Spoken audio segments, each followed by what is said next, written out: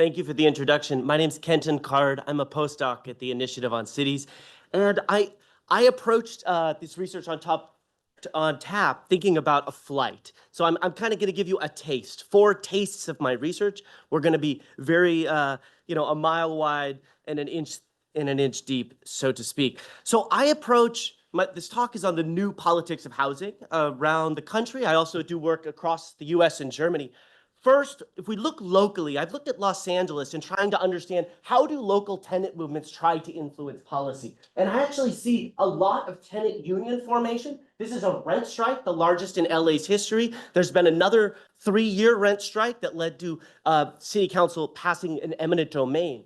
You see new referendums to expand renter protections at the local level, right? So this is, and then also across the state of California. So you see tenants, people influenced by the housing crisis, becoming politicized in new and creative ways, right? And tenant unions are forming across the country. Another way to think about this nationally, right? How are politics changing? How are people discussing politics? What are the speech patterns they're using? So with a couple of colleagues, we built a data set of 13 million tweets, identifying 6 major clusters of rental housing speech. And especially with the onset of COVID-19, you see this massive discourse around eviction protections.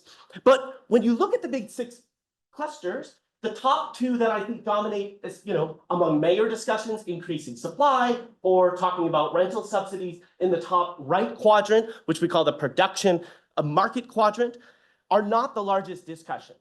And so in the bottom left, we actually see regulating rent controls, eviction protections, public housing, and anti-discrimination as big conversations online. I think the implications of this is still unknown. We're going to expand it with network analysis and so forth, but that the political speech around housing is changing. And I think we need to take account to this. Secondly, nationally, we can think of political parties. How do elected officials begin to conceptualize housing in different ways?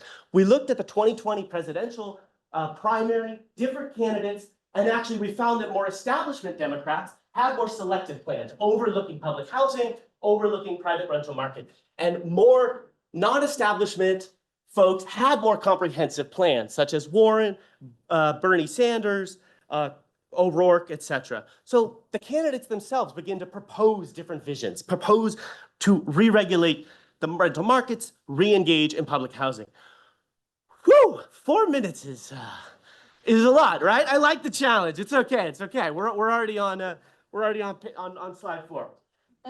So the last thing is I'm interested in multi-scalar relations. How do tenant unions around the country form a coalition? And this is the case study I've done on the Homes Guarantee campaign, which became Bernie Sanders' platform for presidency. And actually one key idea from that campaign became part of the Build Back Better Act, which passed the House of Representatives, which was $65 billion to decarbonize public housing. So $65 billion to advance monies for public housing has not been on the federal agenda. Now that passed the House, that did not pass the Senate due to Manchin. But I think we need to take account, again, of what policies are coming from the local level, how those are rising through different political institutions, and even to the level of federal politics. So I've kind of identified how the movement engaged in bottom-up agenda formation and movement to party impact.